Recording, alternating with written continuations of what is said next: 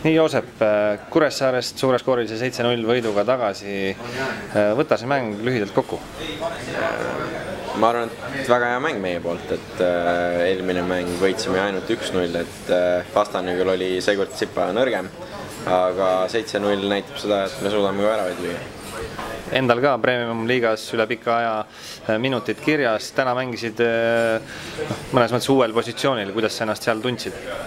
Uuel ei mänginud, kuna 2015-2016 ma seal mängisin, küll nüüd 2017 Arnoga ma olin vasakkaitse, et ma tunnen ennast sellel positsioonil pigem isegi väga hästi võib öelda, et ma olen võib-olla füüsilises mõttes lihtsalt natuke rohkem nüüd arenenud rohkem, et see annab lihtsalt juurde sellel positsioonil mängides. See peegeldus ka tegelikult väljakul, et mitte ainult esimene sellel hooajal, vaid esimesed väravad kirjas. Selle üle kindlasti hea meel. Muidugi, et väravaid on alati hea lüüa. Laupäeval tugeva Narva vastu, milliste mõtetega sellele mängule vastu?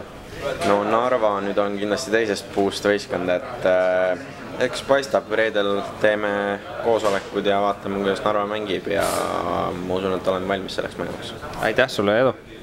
Jürgen, täna külmast Kuressaarest suure skooriline 7-0 võit. Olid sa väljakul nähtuga rahul? Jaa, et väljak oli ka selline, mis lubas meil suhteliselt sellist kiiret jalgpalli mängida, et seda me proovisime ja tahtsime kiiresti väravale ja see õnnestus ja ma arvan, et taga mängisime ka hea distsipliiniga, et vastastel midagi tekitada ei lasknud, et selles mõttes mängijad olid tublid.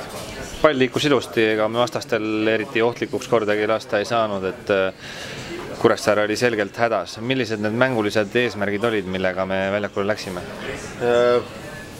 Eks nad sellised olidki, et hoida pall liikumas, hoida enda mängu sellist kvaliteeti kõrgena, et me ei teeks lihtsaid lollusi ja ma arvan, et kui mängijad tahavadki siis igas olukorras oma maksimumi anda, siis selline see meie mäng üldjuhul ta ongi, et ega me vastastele tihtipeale siis sellistes mängudes nagu midagi ei paku ja ise oleme, ütleme, et suudame võimalusi tekitada. Eelmises mängus Kalevi vastu Miller ja Alliku said paraku haiget. Narva vastu tuleb kindlasti raske mäng, et milliste mõtetega Narva vastu mängul vastu lähed? Ütleme, konkreetne siis idee ja see alles tuleb homme ülehomme, et täna võtame võib-olla alles selle mängu kokku, et Narvaks hakkame homme ülehomme valmistama. Selge, aitäh ja edu! Aitäh.